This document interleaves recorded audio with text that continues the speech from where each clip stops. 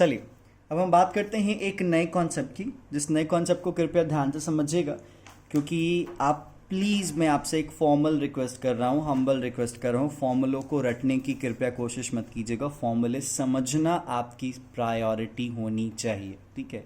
जैसा कि फॉर्मूला मैंने बताया कि आपका जो डोमेस्टिक इनकम है और जो नेशनल इनकम है, इसमें हम NFI को किस तरीके से यूज़ करते हैं, हम ग्रॉस से नेट पे क्यों जाते हैं, ग्रॉस क्यों नेट क्यों होता है, इसका अंतर डिप्रिसिएशन ही क्यों होता है।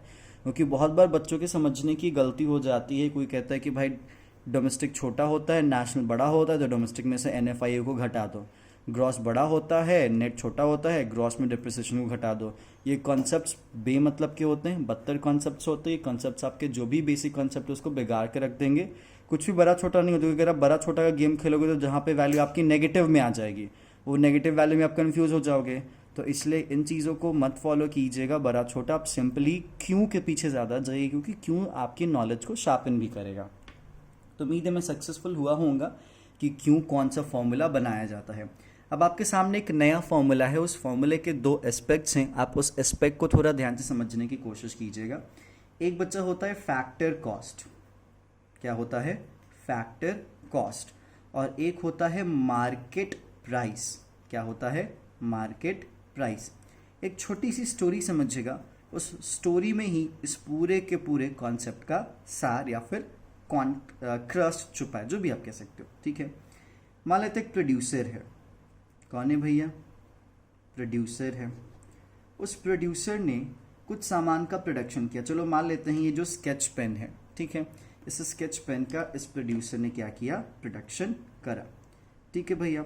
अब ये जो स्केच पेन का ये प्रोडक्शन कर रहा है, तो इस स्केच पेन के प्रोडक्शन में इसको बहुत सारे चीज़ों का खर्च भी लग रहा है, ठीक है। कॉस्ट तो इसका कुछ ना कुछ तो होगा ना। कॉस्ट में इसका प्लास्टिक हो जाएगा, इसके कलर्स हो जाएंगे, ठीक है, और भी एक्स एंड वाई जेड जो भी होगा, ठीक है। तो जो भी पैसा वो रॉ मटेरियल या फिर इस स्केच पेन को बनाने में, प्रोड्यूस करने में लगा रहा है, जो भी पैसा, माइंड दैट, जो भी पैसा वो लगा रहा है, उसे कहा जाएगा फैक्टर कॉस्ट। क्या कहा जाएगा, फैक्टर कॉस्ट। मतलब फैक्टर्स ऑफ प्रोडक्शन, मतलब लैंड, लेबर, कैपिटल, एंटरप्रेन्योर, इन सब चीज़ों को अक्वायर करने में कितना पैसा खर्च हो रहा है, उसी को कहा जाएगा कॉस्ट, सिंपल फैक्टर कॉस्ट। अब देखिएगा, सवाल है कि मान लेते हैं इस स्केच पेन पे जो लागत लगी प्रोड्यूसर की, वो 5 रुपये लगी। क्या लगी, 5 रुपये लगी, ठीक है। अब इस केस को आप भूल जाइए, क्या कीजिए, इस केस को आप थोड़ा देर के लिए भूल जाइए। आप एक शॉप में जाते हो, ठीक है, अच्छी बात है, शॉप में गए, आप उस शॉप में जाके उनसे आप वही स्केच पेन मांगते हो कि हाँ जी भैया मुझे स्केच पेन देना, ठीक है। अब वो स्केच पेन देता तो है, लेकिन कहता है कि इस स्केच पेन के बदले में आप मुझे 10 रुपया दो। क्या करो, आप मुझे 10 रुपया दो। आप तो सोचने लगोगे कि अरे, अगर मैं अब इस बात को याद करूं तो सर ने तो बताया था कि उस स्केच पेन को बनाने में तो 5 ही रुपये लगे, लेकिन ये मुझसे 10 रुपये क्यों ले रहा है। आप सोचोगे बीच का खर्चा वर्चा ये वो, अरे भाई वो सब कॉस्ट में ही आता है। लेकिन जब अपने कॉस्ट और मार्केट प्राइस में जब हम डिफरेंस देखते हैं, तो इस डिफरेंस के पीछे एक बहुत बड़ा कारण होता है, और वो कारण होती है हमारे देश की सरकार या फिर हमारे देश की सरकार की इकोनॉमिक पॉलिसी। गवर्नमेंट के 2 फिस्कल टूल्स होते हैं, ठीक है। उम्मीद है आपको गवर्नमेंट बजट से ये चीज़ पता होगी। एक तरफ होता है टैक्स, क्या होता है, एक तरफ होता है टैक्स, और दूसरा तरफ होता है सब्सिडी। क्या होता है, सब्सिडी, ठीक है। हम यहाँ पे याद रख लीजिएगा, टैक्स में 2 टाइप के टैक्स होते हैं, डायरेक्ट टैक्स होते हैं और हम इनडायरेक्ट टैक्स की बात करेंगे। हम यहाँ पे डायरेक्ट टैक्स की बात नहीं करेंगे। तो टैक्स 2 तरीके के, डायरेक्ट और इनडायरेक्ट। हम यहाँ पे इनडायरेक्ट टैक्स की कहानी की बात करेंगे, हम यहाँ पे डायरेक्ट टैक्स की बात नहीं करेंगे, क्योंकि हम यहाँ पे बिजनेस की बात कर रहे हैं। बिजनेस में इनडायरेक्ट टैक्स की बात होती है, डायरेक्ट टैक्स की बात नहीं होती। तो आप सिंपल सा सोचो कि अगर सरकार ने, क्या, अगर सरकार ने एक्चुअली इस स्केच पेन पे 5 रुपये टैक्स लगाए हैं, तभी तो वो 10 रुपये का बना। सिंपल सा आप सोचो कि अगर किसी सामान की लागत अगर 8 रुपये है और अगर वो बाजार में 10 रुपये में बिक रहा है और नीचे लिखा हुआ है इंक्लूसिव ऑफ ऑल टैक्सेस, तो उसके पीछे रीजन क्या है, कि कहीं ना कहीं उसमें उसकी लागत के अलावा जो पैसा है वो टैक्स के फॉर्मेट पे है। यही आपको यहाँ पे समझने की एक थोड़ी सी ज़रूरत होती है कि जब भी हम फैक्टर कॉस्ट की बात करते हैं तो फैक्टर कॉस्ट में जब हमारा टैक्स जुड़ता है तो फैक्टर कॉस्ट और टैक्स को जोड़ के हमें क्या मिलता है, मार्केट प्राइस मिलता है। क्योंकि सरकार जिन सामानों पर टैक्स लगाती है, टैक्स लगाने के बाद ही उसकी बाजार की कीमत को तय किया जाता है। क्योंकि कोई भी सामान बाजार में जनरली लागत पे, कॉस्ट पे नहीं बिकता, उसमें या तो प्रॉफिट मार्जिन जोड़ोगे या फिर और भी कुछ चीज़ें जोड़ोगे। तो जो फैक्टर कॉस्ट याद रख लीजिएगा, इसमें प्रॉफिट सारे खर्चे वर्चे जोड़ के ऊपर से जो टैक्स जुड़ता है, हम उस टैक्स की बात करेंगे जो कि आपको मार्केट प्राइस तक लेके जाएगी। तो आपके सामने ये कंक्लूजन निकल सकता है कि सर जो भी यहाँ पे फैक्टर कॉस्ट मतलब सामान को बनाने और पहुंचाने में, याद रख लीजिएगा, सामान को बनाने और सामान को बाजार तक पहुंचाने में जो भी खर्चा है उन सब खर्चों को फैक्टर कॉस्ट कहा जाएगा। जब इस पे लगाया जाएगा इनडायरेक्ट टैक्स, क्या लगाया जाएगा, इनडायरेक्ट टैक्स, तो इनडायरेक्ट टैक्स को आपको फैक्टर कॉस्ट में जोड़ना पड़ेगा और जोड़ के आपको क्या मिलेगा, आपके बाजार की कीमत, दैट्स कॉल्ड मार्केट प्राइस, जिसको हम क्या कहते हैं, एमपी कहते हैं। ठीक है, लेकिन चलो भाई ठीक है, सरकार टैक्स भी लगाती है लेकिन सरकार सब्सिडी भी तो देती है, सरकार प्रोड्यूसर्स की मदद भी तो करती है। तो मदद की कहानी भी कुछ और होती है, आप उस मदद की कहानी को भी थोड़ा ध्यान से समझिएगा कि मदद की कहानी का क्या गेम है। जैसे आज के टाइम पे एक छोटा सा मैं एग्जांपल दूं तो जनरली लोग खादी नहीं खरीदते। ठीक है, क्यों भाई खादी नहीं खरीदते? अब खादी नहीं खरीदते उसके पीछे रीजन है कि खादी बहुत एक्सपेंसिव हो जाता है। क्या हो जाता है? खादी बहुत एक्सपेंसिव हो जाता है, महंगा हो जाता है। ठीक है, तो सरकार सोच रही है कि खादी की जो सप्लाई हो बाजार में बढ़े, खादी का डिमांड बढ़े, क्योंकि खादी के प्रोडक्शन पे बहुत सारे लोगों की लाइवलीहुड जुड़ी होती है और एक काफ़ी इंपॉर्टेंट चीज़ है इंडिया के केसेस में खादी। ठीक है, तो मान लेते हैं खादी का जो प्रोडक्शन जो भी प्रोड्यूसर कर रहा है उसकी जो लागत लग रही है वो 100 रुपये लग रही है। क्या लग रही है? 100 रुपये लग रही है। ठीक है, और अगर मान लेते हैं वो बाजार में भी लागत पे भी बेचता है, 100 रुपये पे भी बेचता है, तो लोग को महंगा लग रहा है, लोग नहीं खरीद रहे 100 रुपये पे, तो सरकार कहती है ठीक है खादी वाले भैया, हम आपको दे देते हैं सब्सिडी। क्या देते हैं? सब्सिडी। सब्सिडी का मतलब पता होगा आपको, फिनेंशियल हेल्प। ठीक है, जिसको हम हिंदी में वित्तीय सहायता कहते हैं, जो कि प्रोड्यूसर को क्या करती है, मदद करती है अपने प्रोडक्शन को एक्सपैंड करने में। तो अगर मान लेते हैं सरकार यहाँ पे खादी के प्रोडक्शन पे 20 रुपये सब्सिडी दे देती है। क्या देती है? 20 रुपये सब्सिडी देती है, तो एक्चुअली खादी वाला अब इस सामान को कितने में बेचेगा?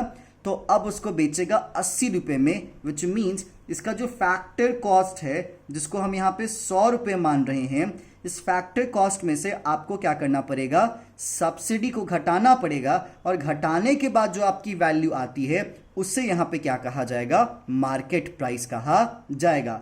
तो इसीलिए लागत में जनरली जो टैक्स होता है उस टैक्स को जोड़ के बाजार भाव निकाला जाता है, और जो सब्सिडीज होती हैं उनको घटा के मार्केट प्राइस, बाजार भाव को पता किया जाता है।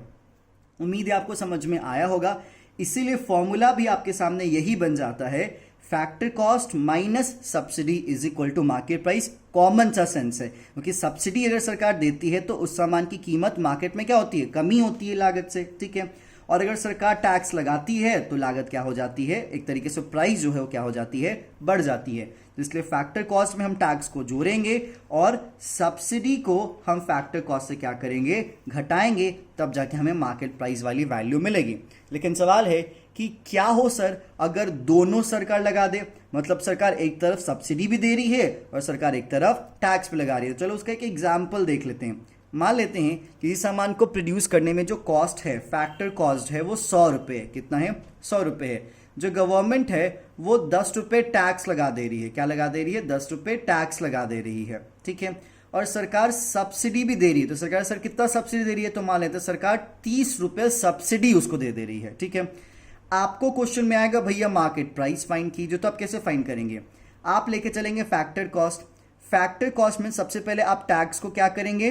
घटा देंगे, फिर आप सब्सिडी को क्या कर देंगे? जोड़ देंगे। उसके बाद जो वैल्यू मिलेगी वही वैल्यू आपकी फाइनल मार्केट प्राइस मानी जाएगी। तो फैक्टर कॉस्ट कितना है भैया? 100 रुपये है। टैक्स कितना लगाया? 10 रुपये लगाया। सब्सिडी कितना दिया? तो सर 30 रुपये दिया। सॉरी मैंने गलत बता दिया, सॉरी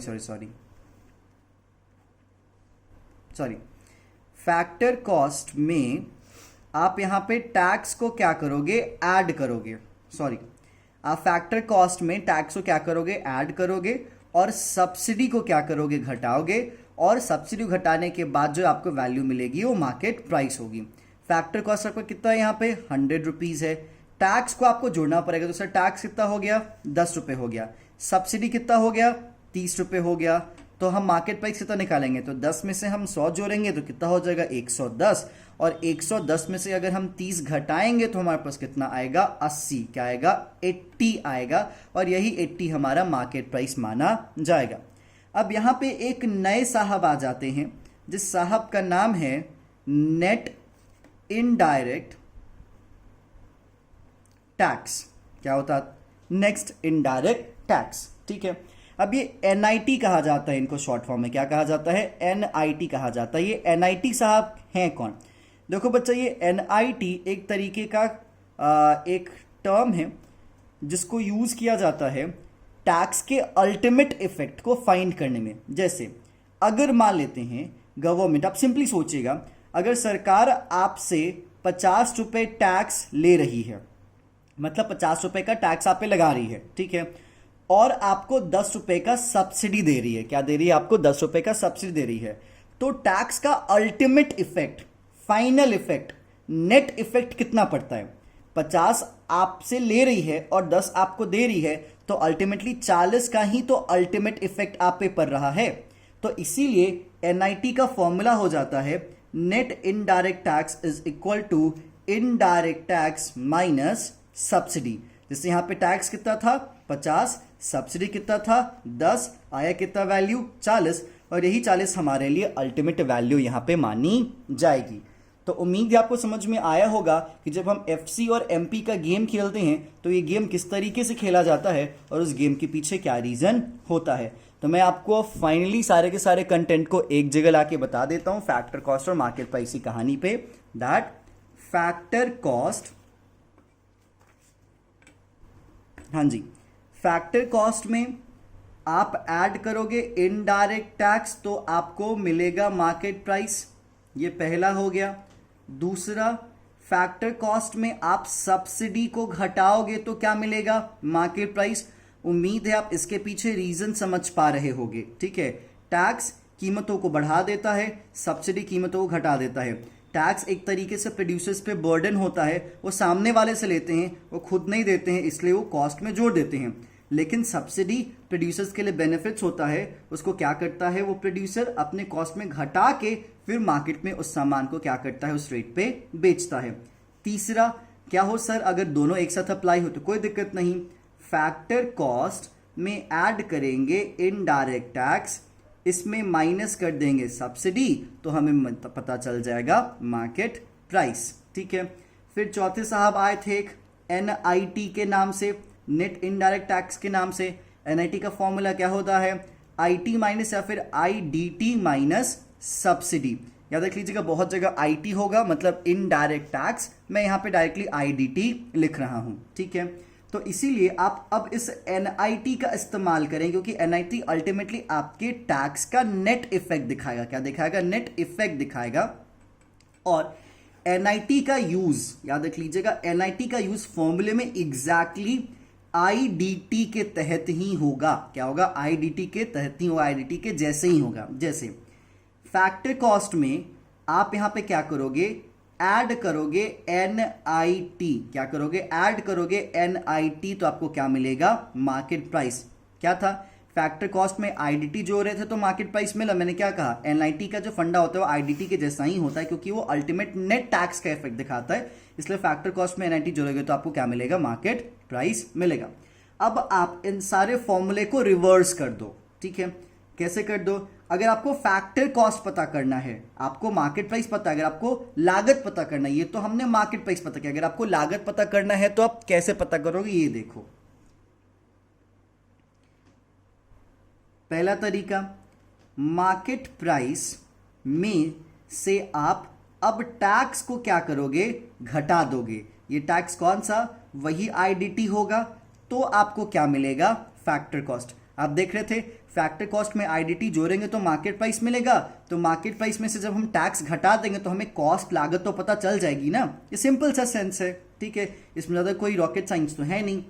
दूसरा, आप अपने मार्केट प्राइस में अब अगर सब्सिडी को आप जोड़ दोगे, क्या करोगे, सब्सिडी को जोड़ दोगे तो आपको क्या मिल जाएगा, फैक्टर कॉस्ट, क्योंकि लागत में सब्सिडी को घटा के फिर बाजार के रेट को पता किया जाता है। तो अगर आपको बाजार का रेट पता है तो फिर आपको सब्सिडी को जोड़ना पड़ेगा, तब आपको पता चलेगा कि भैया फैक्टर कॉस्ट कितना है, उस सामान की लागत कितनी है। तीसरा तरीका, दोनों को एक साथ अपना लेंगे। मार्केट प्राइस में हम सबसे पहले टैक्स को करेंगे माइनस और जोड़ेंगे सब्सिडी, तो हमें क्या मिल जाएगा, हमें मिल जाएगा यहाँ पे फैक्टर कॉस्ट। और फिर चौथा, फिर से वही तरीका, मार्केट प्राइस में हम माइनस करेंगे नेट इनडायरेक्ट टैक्स। क्या माइनस करेंगे, नेट इनडायरेक्ट टैक्स, तो हमें क्या मिलेगा, फैक्टर कॉस्ट। तो भैया याद रख लीजिएगा एफसी के फंडे हैं, आप डरिएगा मत कि इतने सारे फॉर्मूले हैं। मैंने जानबूझ के फॉर्मूले को मल्टीपल हिस्से में तोड़ा है क्योंकि आपको क्वेश्चन बनाने के लिए इन सभी तौर तरीकों का अंदाजा होना चाहिए। अगर मैं आपको सिंपली ये दोनों अलग अलग बताता और अगर एग्जाम में दोनों दिया रहता, फिर आप कहते कि हाँ जी सर आपने तो साथ वाला बताया नहीं, साथ वाला कैसे करते हैं, तो अलग अलग होगा तो भी आपको पता चल गया, साथ होगा तो भी पता चल गया, एनआईटी वाले भैया आ जाएंगे तो भी आपको पता चल जाएगा कि किस तरीके से हम एफसी और एमपी का फंडा यहाँ पे सॉल्व करेंगे। तो चलिए मैं यहाँ पे एक पुरानी शीट निकालता हूँ और उस पुरानी शीट में मैं आपको समझाता हूँ कि आप किस तरीके से टैक्स वैक्स या फिर अदर चीज़ों को क्या करेंगे, कैलकुलेट करेंगे। उम्मीद है आपको ये शीट याद होगी, ठीक है, ये वाली शीट आपको उम्मीद है याद होगी। अब हम इसी पे पूरी की पूरी कहानी देखेंगे, ठीक है। जैसे अब ज़रा ध्यान से देखिएगा, ये जो हमारा जीडीपी है, मान लेते हैं ये हमारा जीडीपी मार्केट प्राइस पे है, किस पे है, एमपी पे है, ठीक है। इस एनडीपी को हम एफसी पे रखते हैं, फैक्टर कॉस्ट पे रखते हैं, ठीक है। फिर इस एनएनपी को हम मार्केट प्राइस पे रखते हैं, ठीक है। फिर इस जीएनपी को, किसको, इस जीएनपी को हम रखते हैं फैक्टर कॉस्ट पे, ठीक है। फिर इस जीडीपी को हम रखते हैं मार्केट प्राइस पे। फिर इस एनडीपी को रखते हैं हम फैक्टर कॉस्ट पे। फिर इस एनएनपी को रखते हैं हम मार्केट प्राइस पे। और फिर इस एनडीपी को रखते हैं फैक्टर कॉस्ट पे, ठीक है। और ये अपने आप आपके मार्केट प्राइस पे है। अब सवाल होता है कि सर इसको कन्वर्ट कैसे करेंगे। अब जरा इसका कन्वर्जन ध्यान से सीख लीजिएगा क्योंकि आपको ऑलरेडी पता है। मैं यहाँ पे फॉर्मूले बता दे रहा हूं, उम्मीद है आपको समझ में आ जाएगा। मार्केट प्राइस में ध्यान रख लीजिएगा, मार्केट प्राइस में हम क्या जोड़ेंगे, सब्सिडी, क्या घटाएंगे, टैक्स, तो क्या मिलेगा, फैक्टर कॉस्ट, ठीक है। ये पहला तरीका। दूसरा, फैक्टर कॉस्ट में हम क्या जोड़ेंगे, टैक्स। आप आईडीटी लिखेंगे या फिर आईटी लिखेंगे, जो आपको लिखना है वो आप लिख सकते हो। जोड़ेंगे टैक्स, घटाएंगे क्या, सब्सिडी, तो हमें क्या मिल जाएगा, मार्केट प्राइस मिल जाएगा, ठीक है। उम्मीद है आपको समझ में आ चुका होगा। एनआईटी का भी हम फंडा यहाँ पे देख सकते हैं, ठीक है। अब देखो जरा भाई, जैसे जीडीपी एमपी को हमको कन्वर्ट करना है एनडीपी एफसी में, तो जी से एन में जाने का हमने रास्ता तो खोज लिया था, डीपीडीपी सेम था। अब एमपी और एफसी में डिफरेंस है, तो मार्केट प्राइस से फैक्टर कॉस्ट पे जाए कैसे, टैक्स भी दिया हुआ है, सब्सिडी भी दिया हुआ है। तो सबसे पहले आपको मार्केट प्राइस में से क्या करना पड़ेगा, टैक्स को, इनडायरेक्ट टैक्स को क्या करना पड़ेगा, घटाना पड़ेगा। और जोड़ना किसको करना पड़ेगा, सब्सिडी को जोड़ोगे तो आपको क्या मिल जाएगा, फैक्टर कॉस्ट मिल जाएगा। या फिर सपोज दैट अगर आपके एग्जामिनेशन में क्या दिया हुआ है, एनआईटी दिया हुआ है, नेट इनडायरेक्ट टैक्स दिया हुआ है, तो आप एक और तरीका अपना सकते हो। तरीका क्या है कि आप अपने एनआईटी को क्या कर दो, माइनस कर दो। ये वाला लगाओ, ये वाला लगाओ, जो दिया रहेगा आप वो लगाओगे, इस बात को आप ध्यान रखेंगे, ठीक है। नेक्स्ट आपके सामने आ जाता है कि सर अब फैक्टर कॉस्ट से मार्केट प्राइस पे जाना है, मतलब लागत से बाजार भाव पे जाना है। तो लागत से बाजार भाव पे जाना है तो सिंपल से आपको क्या करना पड़ेगा, आपको यहाँ पे जोड़ना पड़ेगा इनडायरेक्ट टैक्स और आपको इसमें से घटाना पड़ेगा सब्सिडी। तो एफसी में से आईडीटी को जोड़ोगे और सब्सिडी घटाओगे तो क्या मिल जाएगा, एमपी। फिर एमपी से कहाँ जाना है, एफसी पे, तो एमपी में आपको क्या करना पड़ेगा, तो एमपी में आपको घटाना पड़ेगा इनडायरेक्ट टैक्स, आईडीटी घटाओगे और यहां पे आप सब्सिडी को क्या करोगे, जोड़ दोगे, तो आपको क्या मिल जाएगा, एमपी से एफसी। फिर एफसी से एमपी पे जाना है तो वही चीज, एफसी से एमपी पे जाना है तो आपको जोड़ना पड़ेगा आईडीटी और आपको घटाना पड़ेगा सब्सिडी। क्या करना पड़ेगा, आपको घटाना पड़ेगा सब्सिडी। नेक्स्ट आपको अब एमपी से एफसी पे वही सारा काम करते जाइए। एमपी से एफसी पे जाने के लिए आपको क्या करना पड़ेगा, तो आपको इसमें घटाना पड़ेगा आईडीटी।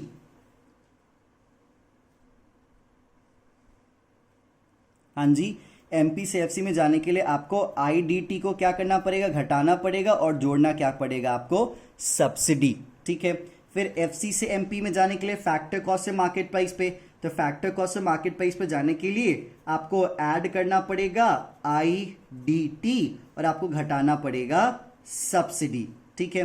फिर एमपी से एफसी, मार्केट प्राइस से फैक्टर कॉस्ट, तो मार्केट प्राइस से फैक्टर कॉस्ट पे आप यहाँ पे क्या घटाओगे, तो आप घटाओगे आईडीटी और आप यहाँ पे जोड़ोगे सब्सिडी।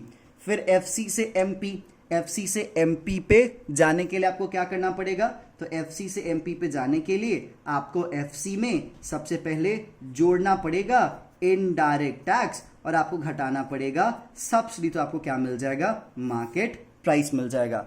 तो उम्मीद है आपको पूरा का पूरा कन्वर्जन याद हो चुका होगा, आपको फॉर्मूलों को कन्वर्ट करने में काफ़ी ज़्यादा आसानी हो चुकी होगी।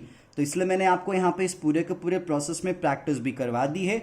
आप भी प्रैक्टिस कीजिए, समझिए, कोई डाउट है ज़रूर पूछिए। और इसीलिए नेशनल इनकम का जो कन्वर्जन एस्पेक्ट है, नेशनल इनकम के जो रिलेटेड एग्रीगेट्स हैं, उनका कॉन्सेप्ट यहाँ पे हो जाता है ओवर। और अब हम बात करेंगे कुछ अलग अलग छोटे छोटे टॉपिक्स की, और उन टॉपिक्स को कवर करने के बाद अब फिर हम जाएंगे फाइनली आपके मेथड्स पे।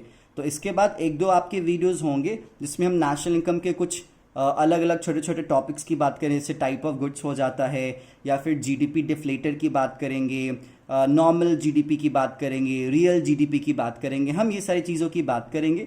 और इसलिए आप अपने कन्वर्जन को उतने टाइम तक प्रैक्टिस में रखिएगा ताकि ये कन्वर्जन का इस्तेमाल आप अच्छे से कर सको मेथड्स में या फिर नेशनल इनकम को कैलकुलेट करने के लिए। तो अभी हमने कन्वर्जन सीख लिया है, so stay tune and keep practicing. Thank you.